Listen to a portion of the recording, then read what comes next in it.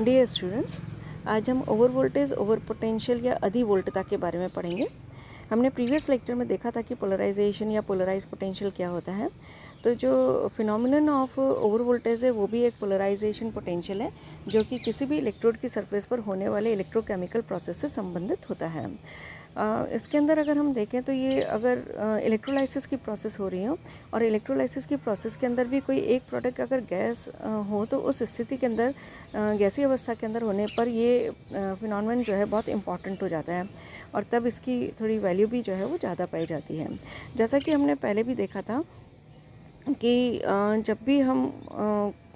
किसी भी सेल के अगर ईएमएफ के बराबर या थोड़ी सी मात्रा के अंदर यदि हम अपोजिंग फोर्स एक्स्ट्रा लगाते हैं तो उस स्थिति के अंदर सेल अभिक्रिया जो है वो रिवर्सिबल हो जाती थी। लेकिन देखा गया है कि प्रायोगिक रूप से अगर इसको सेल अभिक्रिया को अगर हम उत्क्रमणीय करना चाहते हैं तो उस स्थिति के अंदर जो सैद्धांतिक मान है उसके तुलना के अंदर हमें बहुत अधिक पोटेंशियल जो है वो अप्लाई करना पड़ता है। और इसका मतलब ये जो दोनों के बीच का डिफरेंस है ये क्या हुआ, तो ये जो दोनों के बीच का डिफरेंस है, जो सैद्धांतिक मान है और जो प्रायोगिक मान है, इन दोनों के बीच का जो डिफरेंस हुआ उसी को हम अधिवोल्टता कहते हैं। इसकी व्याख्या इस तथ्य के आधार पर भी हम कर सकते हैं कि जब भी अल्प धारा का प्रवाह होता है तो उस स्थिति के अंदर ध्रुवण अधिक होता है, जो कि इलेक्ट्रोडों की प्रकृति के ऊपर निर्भर करता है। अब अगर कोई रिवर्सिबली अगर कोई सेल अगर या प्रोसेस अगर कोई डेवलप हो रहा हो, उस स्थिति के अंदर अगर हम इसके बारे में ज्ञात करना चाहते हैं और वोल्टेज के बारे में, तो इसके लिए हम एक इक्वेशन लिखते हैं कि नीटा is equal to E A minus E R. नीटा जो है यहाँ पर अधि वोल्टता या ओवर पोटेंशियल है, ई ए जो है वो अप्लाइड पोटेंशियल है और ई आर जो है यहाँ पर वो जब भी कोई प्रोसेस अगर थर्मोडाइनमिकली रिवर्सिबल प्रोसेस हो रहा होगा तो इस स्थिति के अंदर जो रिवर्सिबल पोटेंशियल है उसको हम ई आर के द्वारा रिप्रेजेंट करते हैं। अब ओवर वोल्टेज एनोड पर हो या कैथोड पर हो, जहाँ जिस भी इलेक्ट्रोड पर यह घटित हो, वो कितने फैक्टर्स के ऊपर डिपेंड कर सकता है। तो सबसे पहला जो फैक्टर होता है वो होता है इलेक्ट्रोड इलेक्ट्रोड की प्रकृति क्या है और वो उसकी भौतिक अवस्था क्या है, उसकी फिजिकल स्टेट क्या है। दूसरा वाला जो सेकेंड फैक्टर है कि the physical state of substance deposited, कि जो भी सब्सटेंस इसके ऊपर डिपॉजिट होने वाला है उसकी भौतिक अवस्था क्या है। यदि डिपॉजिट होने वाले पदार्थ की भौतिक अवस्था मेटल है तो उस स्थिति के अंदर जो ओवर वोल्टेज है, अधि वोल्टता जो है वो बहुत कम होता है। लेकिन अगर वो गैस है तो उस स्थिति के अंदर वो काफ़ी हाई हो जाता है। करंट डेंसिटी जो हम यहाँ पर एम्प्लॉय करते हैं उसके ऊपर भी अधि वोल्टता डिपेंड करती है। इसी प्रकार जो ताप है उसके ऊपर भी ये निर्भर करता है। टॉफल ने 1905 के अंदर एक रिलेशन दिया था ओवर वोल्टेज और करंट डेंसिटी के अंदर, यानी कि जो भी रेट ऑफ इलेक्ट्रोकेमिकल प्रोसेस है, जो भी विद्युत रासायनिक प्रक्रम यहाँ हो रहा है उसकी क्या दर है उन दोनों के मध्य में। सो नीटा is equal to A plus B log of J. यहाँ पर नीटा जो है ओवर वोल्टेज है, अधि वोल्टता है, जे जो है वो करंट डेंसिटी है, यानी कि ए पर सेंटीमीटर स्क्वायर है। और अगर हम सरफेस एरिया इलेक्ट्रोड का जो सरफेस एरिया जो हम ले रहे हैं अगर उसको हम कांस्टेंट रख देते हैं तो उस स्थिति के अंदर हम इसको इस प्रकार से भी डिफाइन कर सकते हैं, नीटा is equal to A plus B log of I. यहाँ पर चूँकि हमने सरफेस एरिया को कांस्टेंट कर दिया तो सिर्फ अब ये करंट के ऊपर ही निर्भर करेगा, यानी कि आई के ऊपर निर्भर करेगा। यहाँ पर ए और बी कांस्टेंट है और जो इक्वेशन है उसको हम बोलते हैं टॉफल इक्वेशन। अब हाइड्रोजन अधि वोल्टता, ये हाइड्रोजन अधि वोल्टता क्या होती है। So difference of potential between the electrodes at which the evolution of hydrogen actually proceeds continuously and the theoretical reversible potential of the hydrogen। हमने जैसा कि पहले भी देखा था कि नीटा की जो वैल्यू है, जो भी रिवर्सिबली अगर प्रोसेस कोई अकर हो रहा होगा तो यहाँ पर चूंकि हम हाइड्रोजन के बारे में बात कर रहे हैं तो इसलिए यहाँ पर हम लेंगे theoretical reversible potential of hydrogen. और हम जो दूसरा वाला जो पोटेंशियल लेंगे जो वाकई में eight which evolution of hydrogen actually proceeds, तो इन दोनों के जो बीच का डिफरेंस है ई जो है यहाँ पर एक्चुअल पोटेंशियल ले लिया हमने और ई एच जो है हमने यहाँ पर रिवर्सिबल पोटेंशियल ले लिया। तो जो वाकई में जो हो रहा है उसको हम अलग से नोट कर लेते हैं, हमें मालूम है कि वो अधिक होगा थ्योरेटिकल के कंपैरेटिव। तो इन दोनों का जो डिफरेंस हो गया उसको हम बोलते हैं नीटा एच, यानी कि हाइड्रोजन अधि वोल्टता। जनरली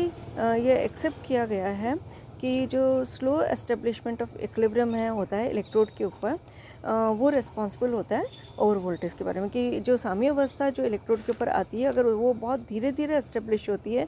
तो उस स्थिति के अंदर अधि वोल्टता उत्पन्न हो जाती है। To activate these processes, some free energy has to be provided which comes from the excess applied potential. तो यहाँ पर हमें कुछ एक्स्ट्रा फ्री एनर्जी देनी पड़ती है जो अप्लाइड पोटेंशियल के द्वारा आती है, और यूजुअली ये जहाँ पर होता है वहाँ पर डिस्चार्ज ऑफ गैसेस होते हैं, मतलब इलेक्ट्रोड पर अगर गैस प्रोड्यूस हो रही है और उस केस के अंदर ज़्यादातर ये ओवर वोल्टेज, जैसा कि हमने पहले भी कहा था कि ये डेवलप होता है। अब जो हाइड्रोजन गैस का जहाँ पर अगर डिस्चार्ज हो रही है तो उसके अंदर हम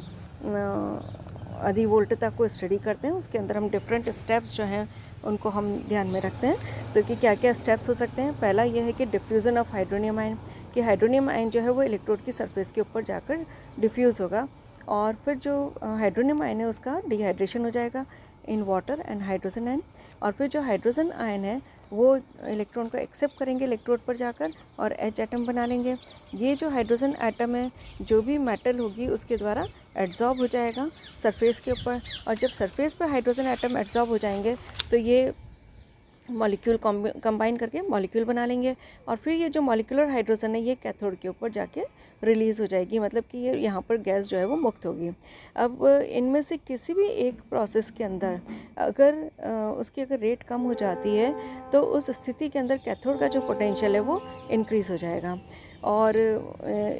ये जो ओवर पोटेंशियल है इनकी थ्योरीज़ को एक्सप्लेन